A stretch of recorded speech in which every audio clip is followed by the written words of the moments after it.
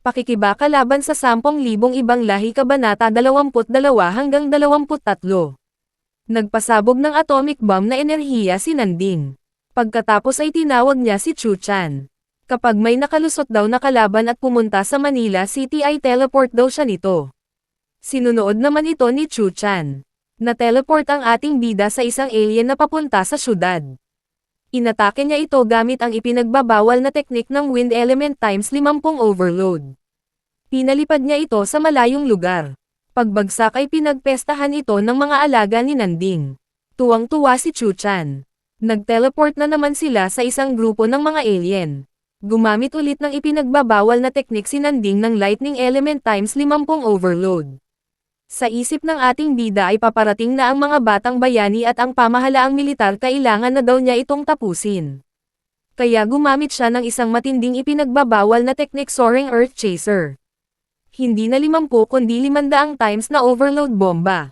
Nagkaroon ng malaking pagsabog parang nuclear bomb sa gilid nito na saksihan ng mga batang bayani ang pangyayari. Mula sa gilid si Zhou Yuan ang batang bayani ng Zhou family paano daw ito nakagamit ng pambihirang napakalakas na kapangyarihan. Gulat siya dahil parang may papalapit sa kanya na ligaw na enerhiya. Lahat pala silang mga batang bayani ay tinamaan ng malupitong pormahan 10% lakas ni Nanding. Lahat sila ay binigyan ng ating bida walang palakasan sa pila. Sabay-sabay silang napa-array kopo dahil sa sakit ng biglang paglakas. Natapos na pagpapalakas sa mga batang bayani sabay nagtanong si Zhou Yuan anong pangalan ng ating bida at nagpasalamat sa tulong nito sa kanila. Sumagot si Nanding na nag-iwan daw sila ng mensahe sa hilagang kagubatan sundin daw nila ito kung totoong may mga bitaw sila. Pagkatapos ay nag-teleport na si Nanding iniwan silang nakanganga. Nakapagpas siya na ang mga batang bayani pupunta sila sa hilagang kagubatan para malaman anong utos ng boss idol nila. Dumating na rin ang puwersa ng pamahalaang militar sa hilagang kagubatan. Pinamumunuan ng Supreme Commander ng Gitnang Lupain si So Yang nagtanong ito bakit walang katao-tao saan daw ang mga batang bayani at mga alien. Maya-maya ay nagulat siya dahil tumambad sa kanya ang maraming bangkay ng mga alien. Pagdating ni Zhou Yuan pinaliwanag niya na isa ito sa kapangyarihan ng malupitong pormahan na ilibing lahat mga assassin na alien saka lang makikita pag may bisitang dumating sa lugar. Tinanong naman ni Supreme Commander kung nakita nila ang 5 banal na divine level sumagot sila na isa lang daw nakita nila nakamaskara. At bigla rin itong nawala pagkatapos silang bigyan ng 10% lakas. Pero may iniwan daw sa kanila na mensahe ang 5 banal na divine level nakasulat daw ito sa malaking bato. Napatingin sila lahat sa malaking bato. Ang nakasulat ay tawagin lahat ang mga mataas na opisyal ng pamahalaan at mayayamang pamilya sa ikalimang depensa ng bansa para sa emergency meeting. Sa di kalayuan pinapanood sila ng ating bida hindi pa daw panahon para mag-face reveal siya. Ito lang daw ang paraan para matulungan siya ng pamahalaan sekreto niyang papatayin mga assassin na alien at hindi dapat malaman na isang tao lang ang 5 banal na divine level. Dahil alam ni Nanding na maraming korap sa pamahalaan at traidor baka ay benta siya ng mga tao sa kalaban ganun ang nangyari sa kanya noong unang buhay niya. Sinabi niya kay Chu Chan na babalik na sila sa trial grounds. Bagong balita sa social media ilan sa mga batang bayani ay pumunta sa ikapitong depensa ng bansa para tumulong at isa dito ay hindi nakasama dahil siya ang nagbabantay sa silangan bahagi ng karagatan ng Pacific Ocean. Napatanong na lang ang mga netizen bakit marami daw mga batang bayani ang pumunta sa frontline ng ikapitong depensa ng bansa, baka may kaugnayan daw ito sa 5 banal na divine level, bakit hindi daw ito ipinaalam sa public, siguradong sekreto ito para sa tagumpay ng bansa. Sa ikalimang depensa ng bansa conference room nagpulong ang mga matataas na opisyal.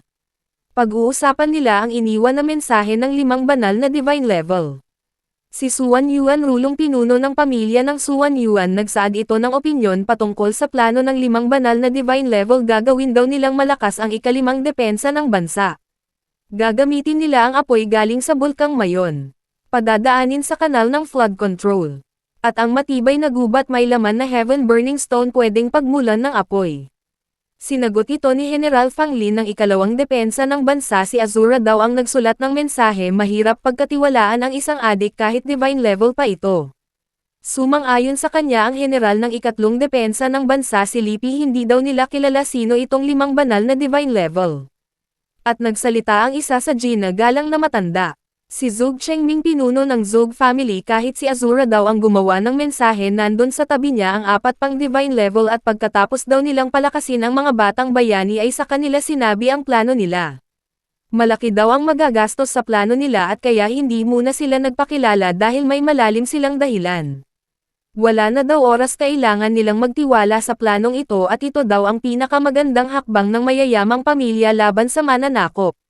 Sinabi ni Supreme Commander na nagawang tapusin ng 5 banal na divine level ang 1,000 level 10 alien na assassin sa loob lang ng 1 oras walang makakagawa ng ganon.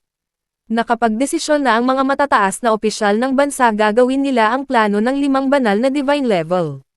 Samantala sinanding sa loob ng construction site ng ika-5 depensa natutuwa ito dahil naaprobehan na ang hinihiling niyang budget para sa proyekto nitong substandard ghost project. Kinausap siya ni Engineer Nan paano ang hatian nila ng malita. Pagkatapos ay gumala ulit sa labas ang ating bida kasama si Chu Chan. Tinawag niya ang 20 milyong patay na bayani ng Han Dynasty. Pumunta daw sila sa ika-7 depensa ng bansa para tulungan ang mga bayaning nakikipaglaban sa frontline. Tinawag niya rin ang 3 milyon na mga alaga niyang hayop na sumama sa kanya. Kinausap niya si Chu Chan kung may paraan ito na mapabilis ang pagpunta nila sa frontline. Ginamit naman ni Chu Chan ang lahat ng kanyang kapangyarihan. Napansin ni Nanding na pinilit ni Chu Chan kahit hindi nito kaya ay teleport silang lahat sa ika-7 depensa ng bansa. Bumagsak si Chu Chan sa harap ng ating bida hindi nito kinaya ang gustong mangyari ni Nanding. Sinabihan niya ito na magpahinga wag nang gumamit ng teleportation dahil malapit na sila 1,000 kilometro na lang ang layo nila sa frontline. Nagulat si Nanding dahil parang gusto pang magpasikat ni Chu Chan sa kanya. Tumayo ito at sinabi niyang kayapan niya kahit sumusuka na ito ng dugo. Samantala sa harap ng ika-7 depensa ng bansa may namumuo na dimensional rift kailangan nilang maghanda para sa matinding laban. Nagbigay ng utos ang commander ng ika-7 depensa si Wang Zai sinabi niya na ang mga batang bayani maunang lalaban kasunod ang mga bayani at ang mga sundalo sa likod kailangan din magbigay tulong ang artillery sa likod lalaban daw sila kahit buhay pa maging kapalit para sa bayan para sa bansa. Nag-usap ang 2 veteranong sundalo na paubos na ang bala ng mga kanyon dapat umatras na lang daw sila. Nagsabi ang tatay ng ating bida may hawak ng kanyon itinuro niya ang mga batang bayani.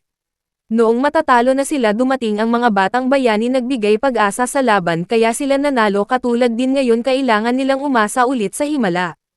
Wala na daw silang dapat pagsisihan dahil matanda na sila ang mahirap lang itong walang katapusan na digmaan walang pag-asang manalo sa puso niya. Kahit malalakas daw ang mga batang bayani bata pa rin sila kulang pa sa karanasan. Maaga daw silang napalaban sa frontline.